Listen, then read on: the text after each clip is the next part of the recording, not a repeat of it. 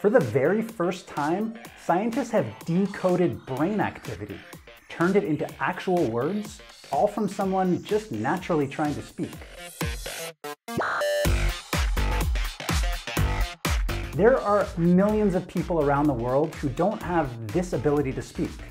But for one of them, things changed recently, thanks to a landmark study at UC San Francisco.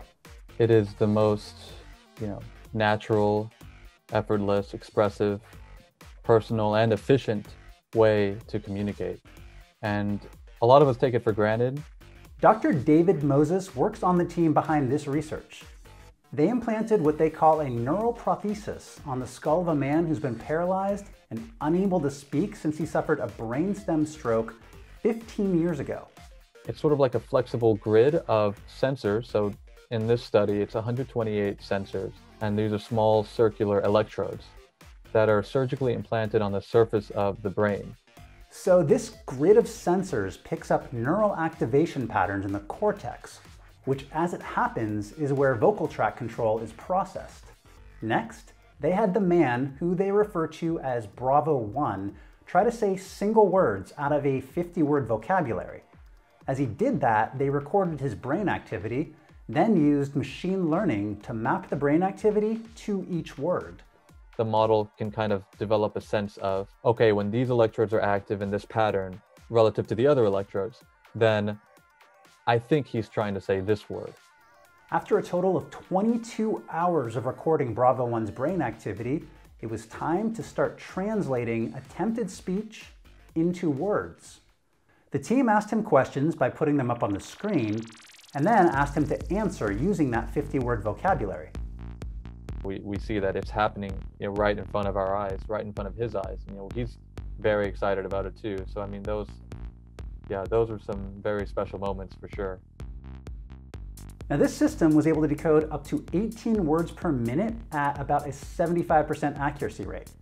Now most of us speak at a rate of about 120 to 150 words per minute, so Dr. Moses says the ultimate goal would be to get the rate closer to that 120 to 150, and of course build on that 50-word vocabulary.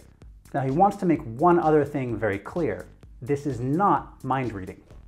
This work got posted on Reddit, for example, as soon as it came out, and a lot of people were saying that it's going to be used for interrogations, and it's mind reading, and your inner thoughts are no longer safe. People are going to beam advertisements into your brain with this. And I really just want to emphasize that for this work, it has to be controlled by the person's attempts to speak. Well, first of all, there's no evidence that decoding internal thoughts is possible with the current technology. Now, it's worth noting that Facebook helped fund this study. The company has been working on neural input technology for AR and VR for years. But Facebook appears to be backing away from that now, going so far as to say Facebook has no interest in developing products that require implanted electrodes. The company says going forward, it's focusing on wrist-based neural interfaces. That said, Dr. Moses says the work at UCSF will continue beyond Facebook's funding phase. Bravo 1 had a brainstem stroke, and that's what caused his disability. But there are people with even more severe disabilities, such as people with ALS who become locked in, basically are only able to move their eyes, and sometimes not even that very well. And so if you can really show that this technology can decode their attempted speech in a similar fashion as to what we've shown with Bravo 1, I think that would, that would really, really emphasize that this is possible and this can really help people. Now, this of course is just one of several really exciting recent innovations in brain-computer interfaces. Earlier this year, scientists at Stanford used neural implants to give a paralyzed man the ability to create text on a screen by imagining the act of writing. And then of course there's Elon Musk's Neuralink, which allowed a monkey to play Pong on a computer using just his brain. Musk said the first Neuralink product will allow a paralyzed person to use a smartphone with their mind faster than someone with their thumbs. So what's the most exciting tech you've seen around brain implants? Let us know in the comments.